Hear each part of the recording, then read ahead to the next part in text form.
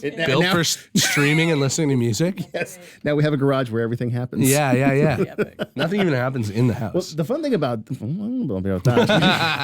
a different radio show. She actually comes and will play with me on stream when we do Jackbox trivia. Oh, sick! I love that. She gets into it too. It's fun. And then yeah, I'm super down. The kids are running around and I'm saying very inappropriate things that Chad is making me say. So yeah. I love it. I'm down anytime. All right, let me at least cut an intro here. It's Jeremy sitting here with me, a man who's given me many chills, not just on the radio, but his live performance today on our soundspace talk. Hello. I don't know what to say to you right now. I'm so flabbergasted by your live performance. Thank you. Getting to see you perform live is like the first intro I got to you in social media. It was that video where you were playing this.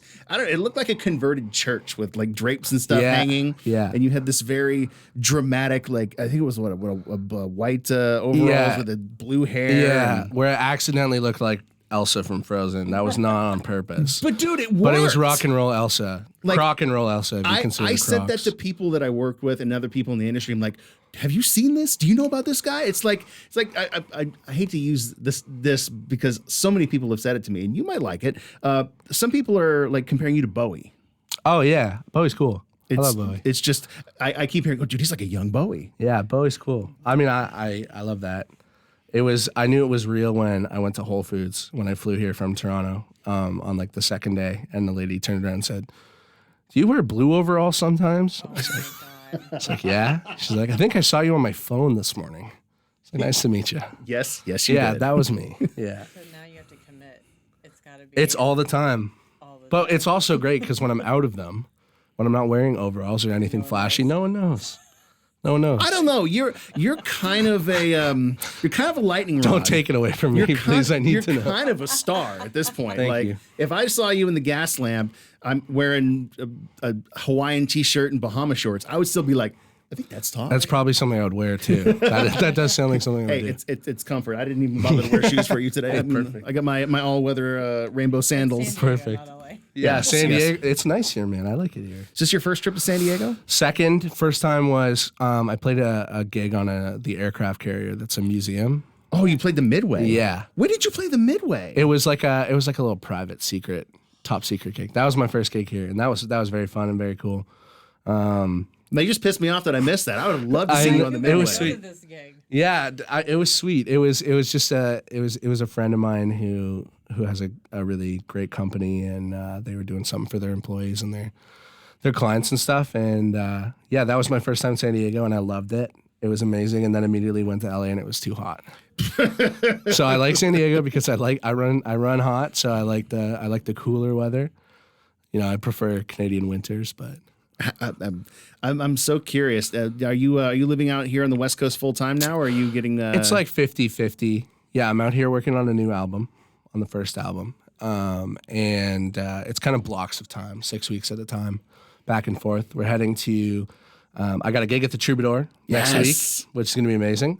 I know it's a trek for you, but if you want to come, I have tickets for you, no problem. I am. It's happening. Amanda is just saying that now I have to come, but I will tell you there are very few artists that I will traverse the Orange Curtain. And drive north, and you are one of them. Well, thank you. You are one of a small hand. I wouldn't even go for the Foo Fighters, but I'll go for you. That's pretty incredible. Thank you. And then we're heading out to Connecticut. I'm doing a gig out in Connecticut.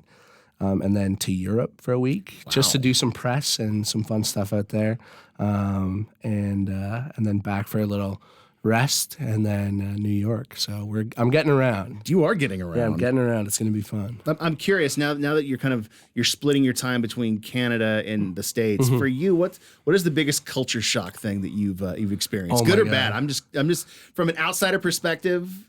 We were talking about one today. Washroom. In Canada, washroom and bathroom are the same thing, so you say, where's the washroom? If you say that here, it's not a thing. People look at you very confused. The size of drinks that you can get at 7-Eleven, that's one.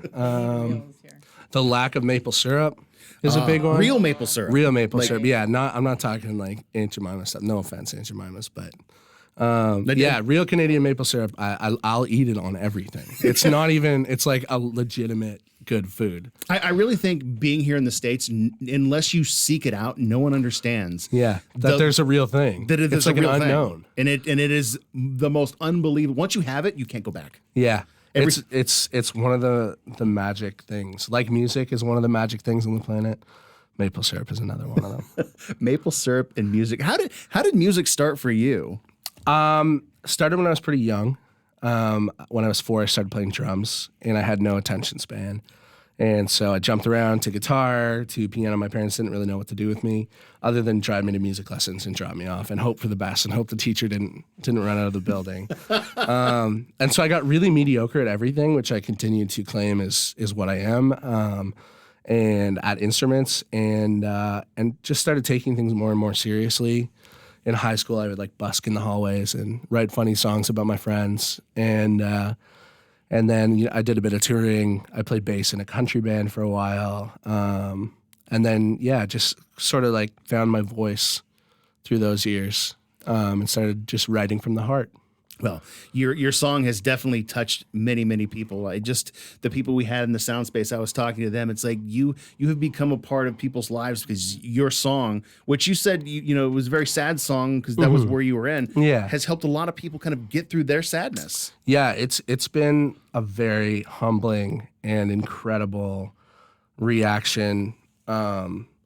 There's I've gotten DMs from all over the world, and I tried to answer all of them at the beginning, but it got a little bit too much. But like people saying I didn't end my life because of this song, and people saying like this is like my first dance at my wedding, and like all this kind of like incredible stuff that I never expected. But I'm honored and really blessed, and I feel really. I feel really happy that people connected with it the way that I wanted people to. It was exactly what I was feeling is what people gave back to me, and so I'm really honored with that. You talk about connection, and I do believe when you write from the heart that people resonate with it. It's something you can't create with producers in a studio. When it comes from inside, people feel it. Like the song you played for us in the soundspace, Hollywood, and how it came from a conversation with your mom. And when you told that story, I literally clicked in my head. Conversations I've had with my mom that are just like that. When they moved north and I came down to San Diego, it was very much the same thing. Hey, if you need me, I'll be in San Diego. Yeah. And the story you tell with it is just, I don't know. I feel like I just connected with it. Yeah. On every level. Yeah. I think the most important thing to me is to it's impossible for me to write like a non-honest song, whether it's an experience I've had or someone else. It just feels wrong to me. Like when I'm writing, to like just make something up. I don't know. It's just harder for me to sing, I guess. Harder for me to like really feel it. And that's the whole reason I write and continue to write is to process the day, And so it's really important for me to like put those experiences down. That's what helps me. God, hearing that makes me so excited for you to put together this new album. Yeah, it's going to be awesome. It's really, really, really good. Oh, man. All right. So now we're all listening to you and your songs right now. What are you listening to? I'm curious. God. Give me some specific songs. Like if you had to pick specific three songs. So bad at names. I mean, if you could hum it, I could probably tell you what it is if it's popular. The most current artist, I don't listen to a lot of current music. I find myself listening to a lot of older stuff.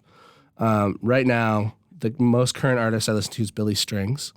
He's incredible. He's like a bluegrass kind of psychedelic bluegrass kind of guy. And I found him a long time ago, and he's really, really good. I love him. I love Glenn Campbell a lot right now. That was like my dad's go-to, and I just really came around to it. He's got a Live at the Troubadour record. That is the best live sounding album I've ever heard in my entire life, and I suggest everyone should listen to it. That's kind of crazy, the fact that now you're going to be playing that venue. I know. Yeah, it's dude, it's mind blowing. While you're there. Yeah, and just listen to that. Yeah, it's magic. He covers like U2 and Green Day and stuff. It's like incredible. I listen to a lot of Disney music. And yes. The reason being is I think it's like some of the most intentional lyrics that are written, like Broadway and Disney. The lyrics feel really intentional, and it's like a masterclass in storytelling through song. We don't talk about Bruno. Yeah. Or in our family, it's funny because my son has taken to the Spanish version. He likes No Se Habla de Bruno. 6-year-old. Oh, wow. Only listen to the Spanish version. And I don't even know how he found it. Like he was messing around with the Alexa? remote and got it down to the Spanish language version and heard it once. And he's like, that's my jam right there. That's what I want. I love stuff like that. And my all-time favorite is Coldplay. It's one of the reasons I'm called Talk is from the song Talk by Coldplay. And I never shut up. So there's two reasons why that name works really well. I'm a huge Chris Martin fan and Coldplay fan, and I listen to them a lot. What else is on my list right now? I'm not sure. But that, dude, it's a very eclectic mix. It's of a stuff. great cross section of music. And Yeah. I'm definitely going to Billy Strings. Was it? Yeah, Billy Strings. You check him out. He's sick. That's the only Billy, one I if didn't you know. hear this, let's do a song together. Chris Martin, if you hear this, yeah, you and Talk and do a song together. Yeah. Do you like Dr. John? I've listened to Dr. John, but it's not something that I have. I don't really listen to a lot of music. I listen to myself a lot. I don't know if that's like selfish or weird, but I really started recording because I missed this. I felt like there wasn't anything out there for me, and so I made what I wanted to hear, and I think I still do that. And so that's probably my most listened to is myself. That's cool. And you write for yourself from yourself. Yeah, which always. I love it. I love the ethos of everything that Talk is, and I'm looking so forward to hearing this new album that you're talking about. Good luck on the tour. Yes, thank you. And I guess we'll say goodbye to you unless Amanda. I do. I have one question. She's like, Yes. Of course I do. Yes. What does your mom think of what's happening? Like She the loves evolution it. of all this. She loves it. That's gotta be really trippy as a parent. Yeah, so my brother's a trained Broadway actor. He went to school in the States and did a lot of Broadway stuff, and now he works on Fraggle Rock. Oh. He's like the Gorg, and it's on the back of my phone. If Cormac moves his hands, he's like the junior Gorg guy. Oh my god! And he works on Sesame Street and stuff. And so they're used to having he's older than me, and so he was the first kind of into show business. That's awesome. But really, they've been prepared for this forever. My dad's a cinematographer and editor and director, and so my whole childhood's on tape. I've been in front of a camera forever. And so I was kind of built for this accidentally, and it just so happened that I loved it. And they're very happy. They're flying down here tomorrow for the show at the Troubadour. Yeah, they're very excited. When they had a journalist call them from our local paper, and it was the most excited I've heard my mom. she actually that local paper. That's the thing, right there. She called me and said, "There's a journalist coming over in an hour." I was like, "You didn't think maybe I should know about that?" What are you going to tell him, Mom? Yeah. So how did you get signed? How does that happen? It was a long process, and it's something like every artist always wants. And I signed to Capital and Range Media Partners who partnered on me, and they've been incredible. Everyone's so incredible. I'm really lucky. You hear horror stories about it, but I haven't experienced that. Everyone's really, really good, and it was exciting. I remember I was in Laurel Canyon at a house with COVID when we got the papers, and we signed them. The whole house was sick, and then we did a shot, which we probably shouldn't have done, but it was all in good fun. What was the shot? It was a hot toddy, right? Man, what was the shot? Come on. I don't remember. Jameson, maybe? Jameson or Captain Morgan's. I'm a rum guy. I like Captain Morgan Spice Rum. That's like my only drink. And so we did something like that. Yeah, it was, but it's been great. It's been incredible. It's very validating. Yeah, Laurel Canyon of all places. Yeah. To find out. Yeah, it was very cool. Love it was very cool. That's all I had. Sorry, I had to jump. No, you're No, cool. That's thank good. you. That's good. All right, we'll wrap things up. Thanks to Talk, and if you are in LA, I would go see him at the Troubadour. Thank you. If there's even tickets left. There's very few.